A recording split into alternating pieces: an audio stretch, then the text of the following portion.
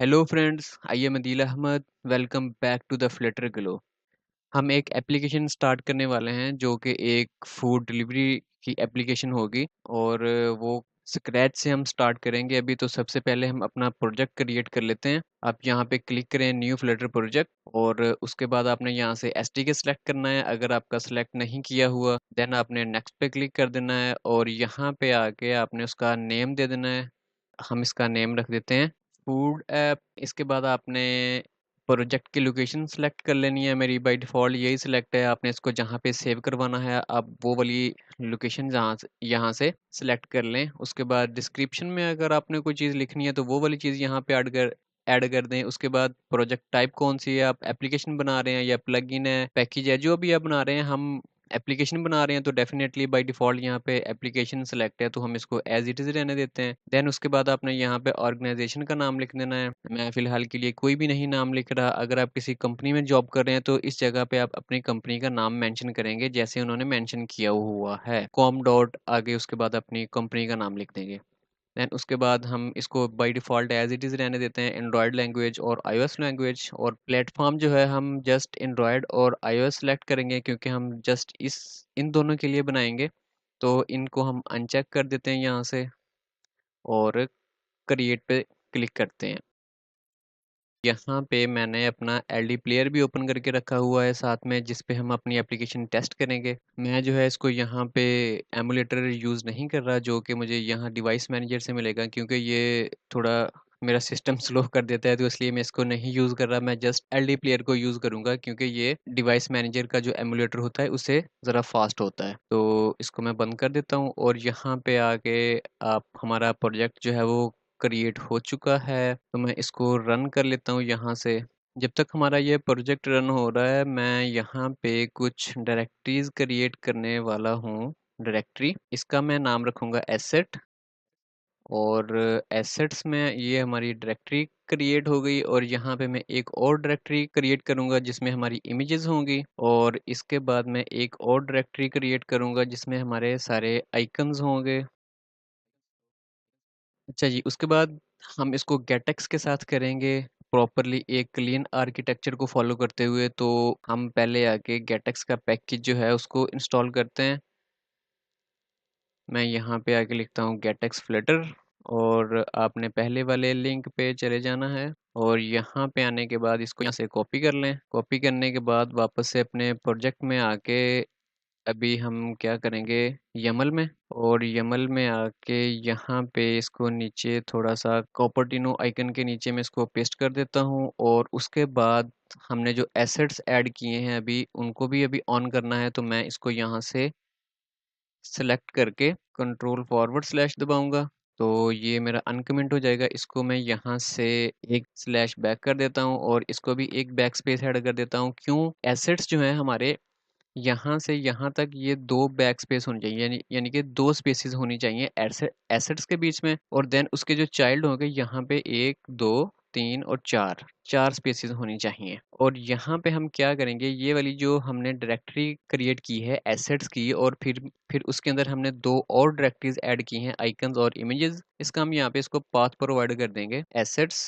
और then assets के अंदर आके हमारा पहला जो है वो है आइकन्स और उसके बाद फिर एक स्लैश ऐड कर देंगे। अब इसका क्या मतलब है कि ये हम अपने प्रोजेक्ट को बता रहे हैं कि ये एक ग्लोबल चीज़ है, यानी कि पूरे प्रोजेक्ट में हम इसको कहीं पे भी यूज़ कर सकते हैं। इसमें हमारा एक फोल्डर है एसेट्स के नाम से। इस स्लैश का मतलब ये है कि अब एसेट्स के अंदर चले जाओ और अंदर आने के बाद यहाँ पे एक और आइकन का फोल्डर है जो कि हमने यहाँ पे क्रिएट किया है। और उसके बाद फिर यहाँ पे इसके अंदर हमारे पास मल्टीपल चीज़ें होंगी तो उसको हमने ये कह दिया कि इसके अंदर जो कुछ भी है वो हर चीज़ जो है उसको पिक कर ले, यानी कि उसको अपने अंदर स्टोर कर ले या जैसे भी आप इसको कह लें। तो मैं इस वाली लाइन पे मेरा ये कर्सर ब्लिंक कर रहा है तो मैं कंट्रोल डी प्रेस करता हूँ तो ये डुप्लीकेट हो जाएगा और अब यहाँ पे आइकन की बजाय मैं इसको एज इट इज़ इमेजेस भी प्रोवाइड कर दूंगा। और सेम एज इट इज़ मैंने उसको बता दिया कि ये मेरे एसेट्स के अंदर ही एक इमेजेस का फोल्डर भी है। और फिर उसके बाद स्लैश डाल के मैंने उसको बता दिया कि अब इसके अंदर वाली चीज़ें जो हैं उनको भी हम यूज़ करेंगे। पबगेट कर लेते हैं यहाँ से। और पबगेट करने के बाद हम मेन में आके सबसे पहला काम ये करते हैं, यहाँ पे थोड़ा सा इसको बल्कि मैं इसको बंद कर लेता हूँ और इसको भी मैं बंद कर लेता हूँ। हम अपना बॉयलर प्लेट जो कोड फ्लटर ने हमें दिया है वो सारा ख़त्म कर देंगे यहाँ से, और उसके बाद मैं इसको भी ख़त्म कर दूंगा क्योंकि हम अपनी स्प्लैश स्क्रीन बना के वो वाली स्क्रीन यहाँ पे ऐड करेंगे, तो इसको मैं ख़त्म कर देता हूँ और इसको भी मैं यहाँ से रिमूव कर देता हूँ। और यहाँ पे आके सबसे पहले हम इस वाले डीबग बैनर को ख़त्म करते हैं। तो उसके लिए क्या करेंगे, यहाँ पे मटेरियल ऐप में आके आपने सर्च करना है डीबग। ये देखिए आ गया debug show check banner, check mode banner. इसको आपने फॉल्स कर देना है और कंट्रोल एस करेंगे तो यहाँ पे हमारा एरर है, ठीक है, ये भी कंट्रोल एस नहीं होगा। तो मैं क्या करता हूँ, यहाँ पे आके लिब के फोल्डर में एक डायरेक्टरी क्रिएट करता हूँ व्यू, जिसमें हमारी सारी व्यू का डाटा पड़ा होगा, मतलब हमारी सारी स्क्रीन्स पड़ी होगी। तो व्यू की डायरेक्टरी क्रिएट कर ली और इसमें मैं एक डायरेक्टरी और क्रिएट करता हूँ स्प्लैश के नाम से, स्प्लैश। और यहाँ पे इसमें हम एक डॉट फाइल ऐड करेंगे स्प्लैश स्क्रीन। और यहाँ पे मैं क्या करता हूँ, इंपोर्ट करता हूँ पहले मटेरियल और उसके बाद मैं एक स्टेटलेस विजेट लेता हूँ और इसका नाम हम देते हैं स्प्लैश स्क्रीन। और यहाँ पे मैं इसको दे दूंगा स्कैफोल्ड। और देन मैं क्या करूँगा, अब ये हमारी एक स्क्रीन क्रिएट हो चुकी है, इसको मैं यहाँ से कॉपी करता हूँ और कॉपी करने के बाद मेन डॉट में आके यहाँ पे मैं इसको होम को प्रोवाइड कर देता हूँ और साथ में इसको इंपोर्ट भी कर लूँगा। मैं इंपोर्ट कर लिया जी। उसके बाद हम क्या करेंगे, यहाँ ऊपर आके पहले हम गेट को इंपोर्ट कर लेते हैं, इंपोर्ट गेट। और यहाँ पे आपने मटेरियल के बिल्कुल पीछे आपने गेट को ऐड कर देना है। अब यहाँ पे हम मेन में इस गेट को क्यों ऐड कर रहे हैं, क्योंकि यहाँ पे हम उसको बता रहे हैं कि ये जो गेटेक्स का पैकेज है ये हम पूरी एप्लीकेशन के अंदर यूज़ करने वाले हैं। यानी कि ये हमारा एक एंट्री पॉइंट है हमारी एप्लीकेशन का, मेन डॉट डॉट। और हमने एंट्री पॉइंट पे ही उसको बता दिया कि ये जो गेटेक्स का पैकेज है हम इसको अपने पूरे प्रोजेक्ट के अंदर यूज़ करेंगे। और मैं इस टाइटल को भी यहाँ से रिमूव कर देता हूँ क्योंकि इसकी हमें ज़रूरत नहीं है। तो इसको मैं बंद कर लेता हूँ यहाँ से और स्प्लैश स्क्रीन में आके यहाँ पे मैं क्या करता हूँ, पहले एक लेता हूँ बॉडी। बॉडी के अंदर मेरा क्या होगा, एक कॉलम होगा और चिल्ड्रन। अब स्कैफोल्ड यहाँ पे क्या है, ये जस्ट जैसे हम किसी चीज़ को उठाने के लिए जैक का यूज़ करते हैं ना, तो ये हमारे यूआई को बिल्ड करने में हमारी हेल्प आउट करता है। ये हमें और भी बहुत सारी चीज़ें प्रोवाइड करता है, तो इसलिए आपने सबसे ऊपर स्कैफोल्ड को ऐड कर देना है। स्कैफोल्ड बेसिकली ये हमारा सारा स्कैफोल्ड है, ये यहाँ से लेकर ये पूरी स्क्रीन जो आपको नज़र आ रही है ये सारी की सारी एक स्कैफोल्ड है। अब इस स्क्रीन के अंदर, इस स्कैफोल्ड के अंदर हम अपना सारा का सारा काम करेंगे। तो कॉलम के अंदर हम सबसे पहले क्या करते हैं, अपना कुछ डाटा ऐड कर लेते हैं। सबसे पहले मैं ऐड करता हूँ एक इमेज को, image image dot asset image होगी तो मैं एसेट लिख देता हूँ और यहाँ पे हम उसका पाथ प्रोवाइड करेंगे। और अभी फ़िलहाल के लिए हमारे पास जो है वो कोई भी इमेज अवेलेबल नहीं है यहाँ पे। ओ सॉरी, यहाँ पे कोमा ऐड करना था। तो मैं अपने फ़ोल्डर में जाके यहाँ से ये वाली इमेज पिक कर लेता हूँ। इसको मैं ड्रैग एंड ड्रॉप कर दूंगा अपनी इमेजेस में और इसको यहाँ से मैं रीफैक्टर कर लेता हूँ। और यहाँ पे आने के बाद अब हमारे पास एक इमेज आ चुकी है यहाँ पे स्प्लैश वन के नाम से। मैं इसको क्या करता हूँ, यहाँ पे राइट क्लिक करने के बाद यहाँ पे कॉपी पाथ पे आएंगे। कॉपी पाथ में आने के बाद यहाँ पे आपने इस पे क्लिक करना है, पाथ फ्रॉम कंटेंट रूट। इस पे क्लिक करें तो ये इसने आपको इसका पाथ जो है वो कॉपी कर दिया है। यहाँ पे आके आप जस्ट इसको कंट्रोल वी करेंगे तो ये आपको उसका पाथ यहाँ पे एज इट इज़ पेस्ट कर देगा। अब हम अपनी एप्लीकेशन को एक बार फिर से रन कर लेते हैं और देखते हैं हमारे पास इमेज यहाँ पे अपीयर होती है या नहीं। तो इमेज हमारे पास अपीयर नहीं हुई। आई थिंक सो कि मुझे इसे बंद करके दोबारा रन करना पड़ेगा।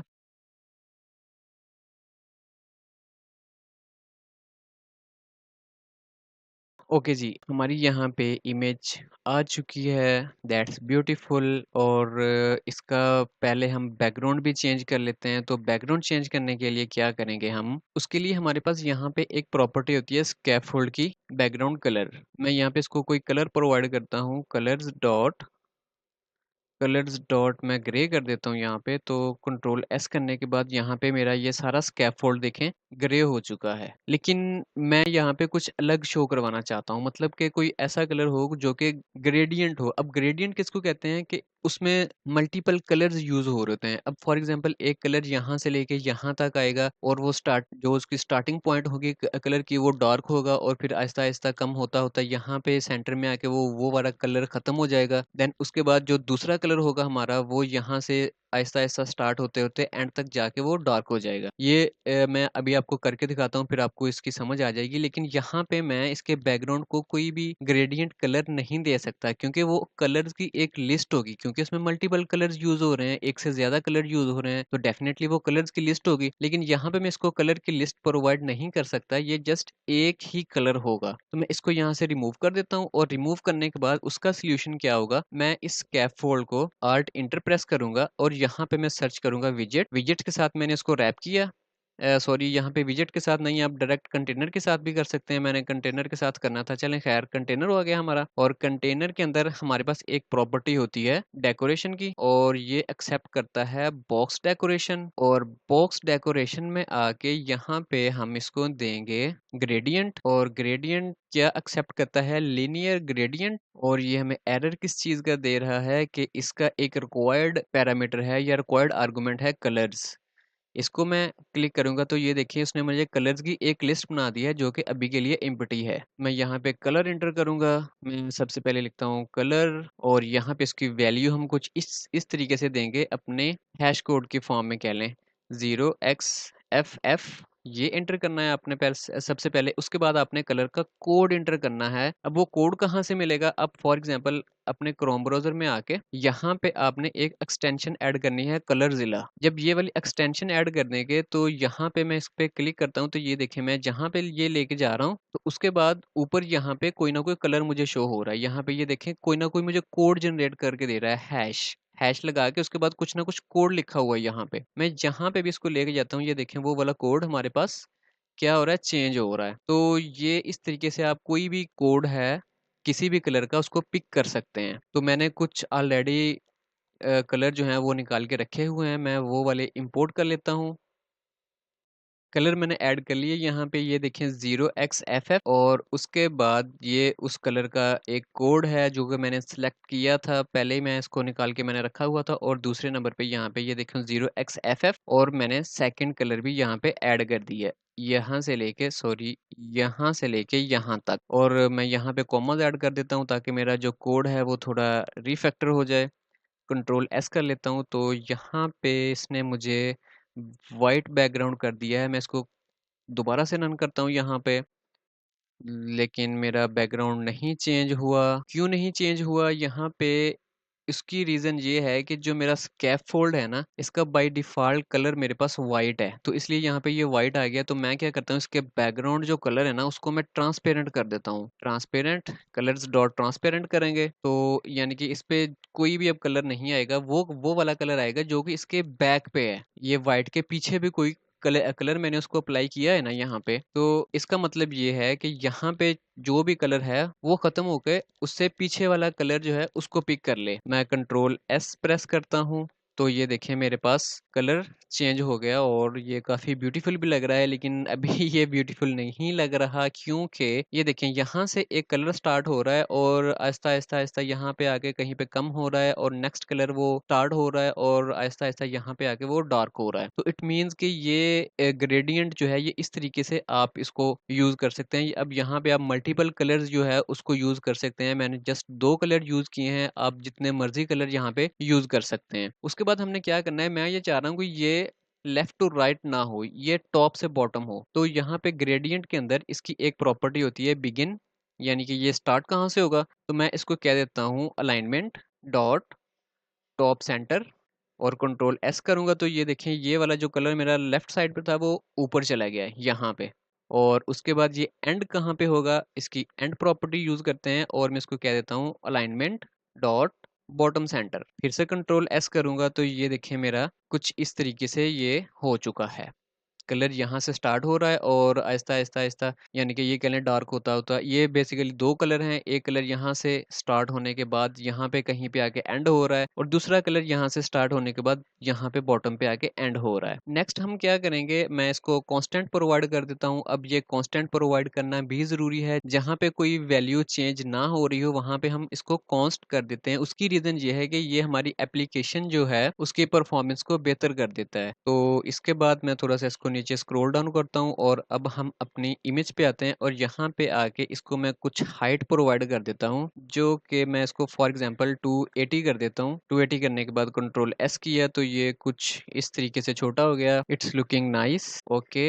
लेकिन ये एक साइड पे चला गया है, तो इसको मैं सेट करने के लिए क्या करूंगा, सबसे पहले इस इमेज पे क्लिक करके Alt Enter प्रेस करूंगा और यहाँ पे मैं इसको सेंटर विजेट प्रोवाइड कर दूंगा, सेंटर। तो सेव करने के बाद ये हॉरिजेंटली जो सेंटर में चला गया, लेकिन मैं ये चाह रहा हूँ ये वर्टिकल भी सेंटर में यहाँ पे आए। तो उसके लिए क्या करेंगे, मैं इस कॉलम को cross axis alignment, sorry main axis alignment जो है, मेन एक्सिस अलाइनमेंट उसको भी मैं सेंटर प्रोवाइड कर दूंगा। अब कॉलम के अंदर ये हमारा कॉलम है, यानी कि ये टॉप टू बॉटम आ रहा है, हमारी चीजें टॉप टू बॉटम लेके आएगा, तो इसका मेन एक्सिस भी टॉप टू बॉटम ही होगा ना फिर। तो ये बाय डिफॉल्ट होता है स्टार्ट। तो मैंने अब इसको सेंटर कर दिया, तो सेव करने के बाद ये देखें उसने इमेज को सेंटर में ले आया। जो रो होती है हमारी उसका मेन एक्सिस ये होता है, क्योंकि रो हमारी हॉरिजेंटली वर्क कर रही होती है और कॉलम हमारा जो है वो वर्टिकल वर्क कर रहा होता है, यानी कि इस तरीके से चीज़ों को सेट करता है। और रो जो है वो लेफ्ट टू राइट चीज़ों को सेट करती है। तो इसलिए मैंने जब कॉलम को मेन एक्सिस प्रोवाइड किया तो इसका सेंटर जो था वो यही बनता था ना, टॉप टू बॉटम का सेंटर यही होगा। तो यहाँ पे इसने मेरी इमेज को प्रोवाइड कर दिया मुझे। अब यहाँ पे हम एक और पैकेज यूज करेंगे जो कि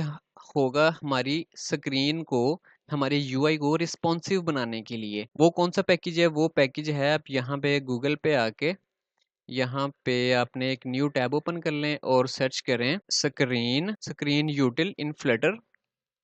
तो ये वाला पैकेज आ जाएगा आपके पास, इस पे क्लिक करें और देन आपने इसको थोड़ा सा नीचे स्क्रॉल डाउन करने के बाद पहले हम इसको इंस्टॉल कर लेते हैं अपने प्रोजेक्ट में। यहाँ पे क्लिक किया और अपने YAML फाइल में आके YAML फाइल, और जहाँ पे हमारे पैकेजेस पड़े हुए हैं हम वहाँ पे जाके इसको डाल देंगे। यहाँ पे गेट के नीचे मैं इसको पेस्ट कर देता हूँ और यहाँ से पब गेट कर लेता हूँ। देन उसके बाद आपने क्या करना है, यहाँ पे आके अब मैं इसको थोड़ा सा नीचे स्क्रॉल डाउन करता हूँ तो यहाँ पे कुछ कोड उन्होंने हमें प्रोवाइड किया होगा। ये देखें कुछ इस तरीके से, स्क्रीन यूटिल्स को किस तरीके से हम यूज करेंगे। तो यहाँ से मैं ये इसके अंदर वाला कोड जो है, ये मटेरियल ऐप से ऊपर ऊपर ये वाला कोड, इसको मैं यहाँ से कॉपी कर लेता हूँ। और कॉपी करने के बाद मैं वापस आता हूँ यहाँ पे अपनी मेन डॉट के अंदर। मेन डॉट में आके यहाँ पे गेट मटेरियल ऐप को रैप करेंगे हम किसके साथ, एक विजेट के साथ, विजेट। और इसको मैं प्रोवाइड कर देता हूँ स्क्रीन, स्क्रीन। ये देखिए उसने मुझे साथ ही प्रोवाइड कर दिया उसका सजेशन भी। इस पे मैंने क्लिक किया और क्लिक करने के बाद जो मैंने कोड वहां से कॉपी किया था उसको मैं यहाँ पे लाके पेस्ट कर देता हूँ। जब पेस्ट करने के बाद मैं इसको कंट्रोल एस करके थोड़ा सा रिफैक्टर कर लेता हूँ। देन मैं वापस से अपनी स्प्लैश स्क्रीन में आके अब मैं इसको यूज कैसे करूंगा, यहाँ पे देखिए मैंने इसको हाइट प्रोवाइड किया 280। मैं यहाँ पे क्लिक करके डॉट, अब ये मेरी हाइट है तो उसके लिए मैं एच प्रेस करूंगा। देन उसके बाद मैं मेरे पास सजेशन आ गई एच की, ये देखिए यहाँ पर। और ये इसने मुझे बता दिया कि यहाँ ये कहाँ से आ रहा है, ये फ्लटर स्क्रीन यूटिल से आ रहा है। तो एंटर प्रेस कर दें तो ये आपका रिस्पॉन्सिव हो जाएगी। यहाँ पे हम विड्थ यूज करेंगे वो वहाँ पे हम डब्ल्यू यूज कर लेंगे, और बाकी साथ साथ हम इस चीज को एक्सप्लेन करते जाएंगे कि टेक्स्ट पे क्या यूज करना है, रेडियस पे क्या यूज करना है, ये सारी चीजें हम बाद में एक्सप्लेन करते जाएंगे। उसके बाद हमने क्या करना है, यहाँ पे एक टेक्स्ट शो करवाना है जो कि एनिमेट करेगा। तो उसके लिए हम क्या करते हैं, यहाँ पे आके क्रोम ब्राउजर में एक न्यू टैब ओपन करके यहाँ पे सर्च करते हैं animated text kit. Animated text kit flutter आ गया, इस पे क्लिक करें तो यहाँ पे ये जो पहला पैकेज है इस पे आपने क्लिक करना है। ये मैं बहुत बार यूज कर चुका हूँ और ये मेरा बहुत फेवरेट है। तो थोड़ा सा नीचे स्क्रॉल डाउन करते हैं तो यहाँ पे ये देखें हमारे पास बहुत सी एनिमेशन जो हैं वो टेक्स्ट की यहाँ पे आ रही हैं। तो आप इनमें से कोई भी यूज कर सकते हैं। ये देखें ये फेड की एनिमेशन है, ये टाइपर की एनिमेशन है, ये जैसे हम कोई चीज टाइप कर रहे होते हैं। देन उसके बाद क्या है जी, टाइप राइटर है, ये इस तरीके से। और बहुत सी एनिमेशन आप इसको एक्सप्लोर कर सकते हैं। ये भी मेरी बड़ी फेवरेट एनिमेशन है, ये भी हम यूज़ करेंगे, बट फॉर नाउ हम यूज़ करेंगे टाइपराइटर। तो उसके लिए हम पहले इंपोर्ट तो कर लें यार यहाँ से इसको इस पे क्लिक करें और क्लिक करने के बाद YAML फाइल में आके यहाँ पे मैं इसको डाल देता हूँ और पबगेट करता हूँ, तो ये हमारा इंस्टॉल हो जाएगा हमारे फ्लटर प्रोजेक्ट के अंदर। इसको मैं यहाँ से क्लोज करता हूँ और क्लोज करने के बाद मैं क्या, हमारा टाइपराइटर ये रहा, तो इसको मैं यहाँ से लेके यहाँ तक कॉपी कर लेता हूँ। कॉपी करने के बाद थोड़ा सा नीचे स्क्रॉल डाउन करके सेंटर विजेट के नीचे यहाँ पे मैं इसको पेस्ट कर देता हूँ और इंपोर्ट भी कर लूँगा मैं इसको। देन एक बार इसको रीलोड करके देखते हैं कि ये कुछ यहाँ पे शो करवाता है या नहीं। Okay nice. अब हमने ये वाला टेक्स्ट नहीं शो करवाना, हम इस जगह पे ये वाले सारे टेक्स्ट यहाँ पे मैं रिमूव कर देता हूँ। जस्ट मुझे एक टेक्स्ट चाहिए, तो मैं इसको यहाँ पे अपने वाला टेक्स्ट रिप्लेस कर देता हूँ। वो क्या है, कोई भी लिख देते हैं यार, order and eat.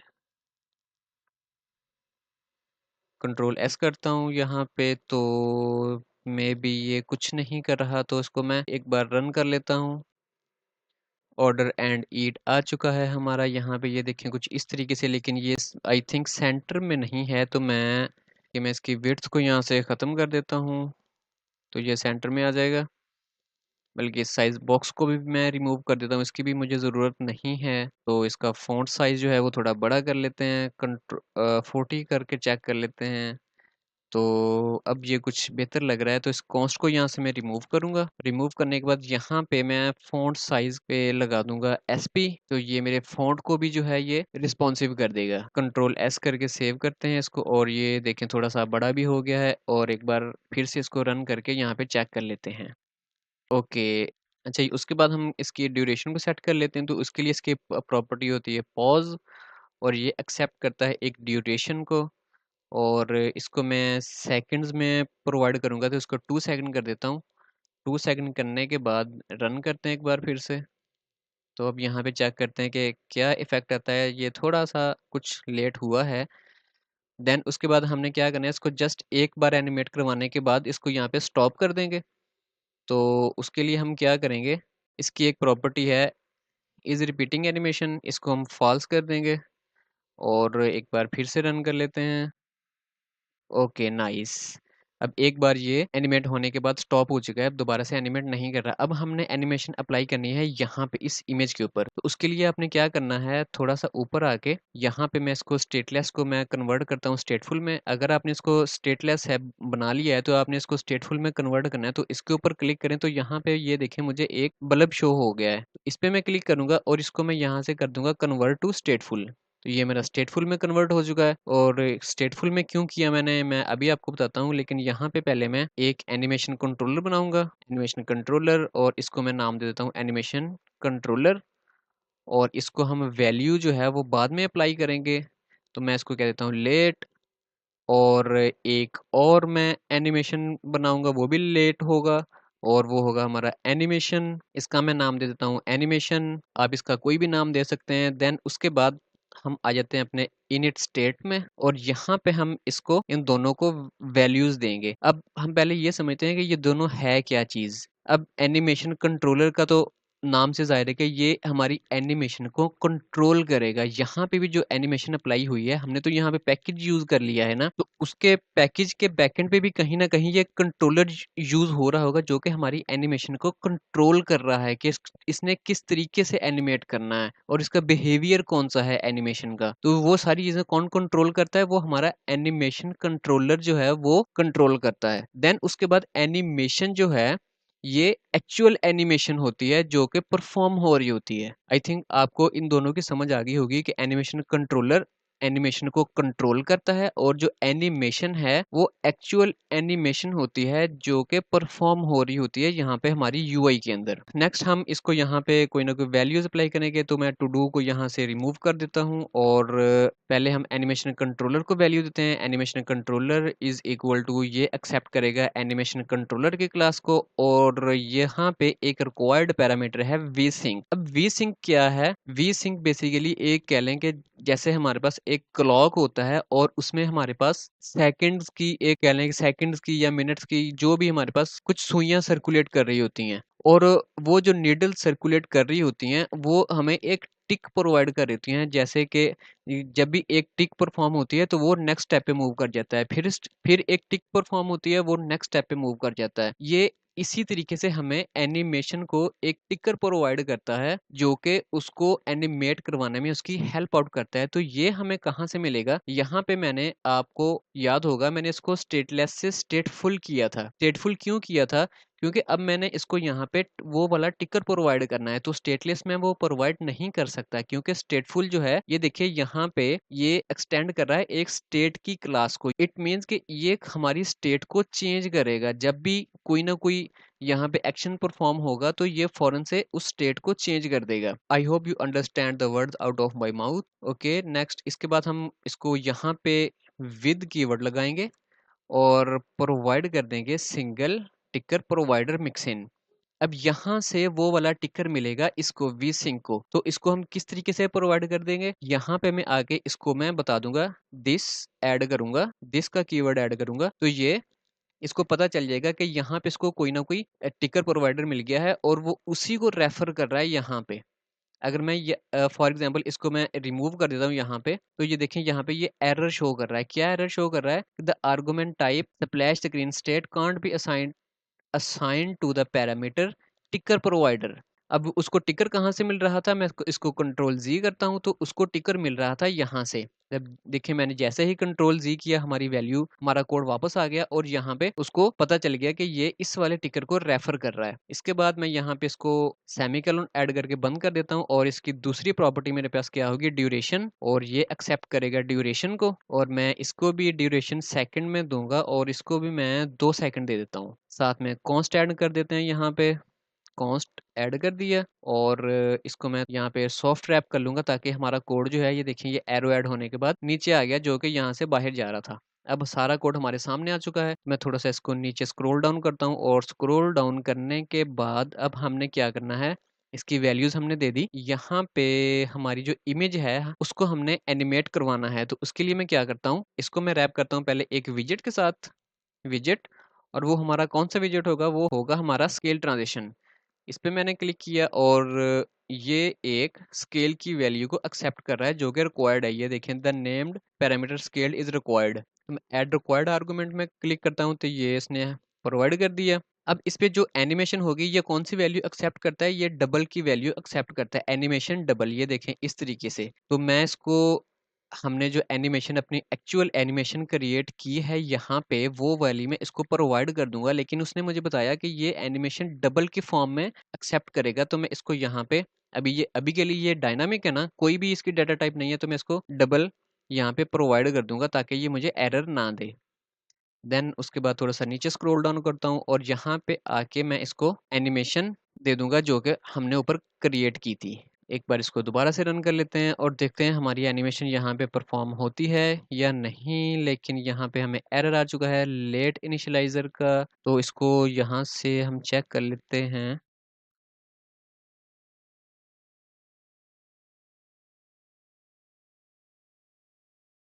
Okay okay okay okay, हमने अभी तक इसको कोई वैल्यू नहीं असाइन की, इस वाले एनिमेशन को। तो वो कैसे करेंगे? यहाँ पे एनिमेशन कंट्रोलर से नीचे आके हम करेंगे एनिमेशन इज इक्वल टू, इसको हम देंगे कर्व्ड एनिमेशन।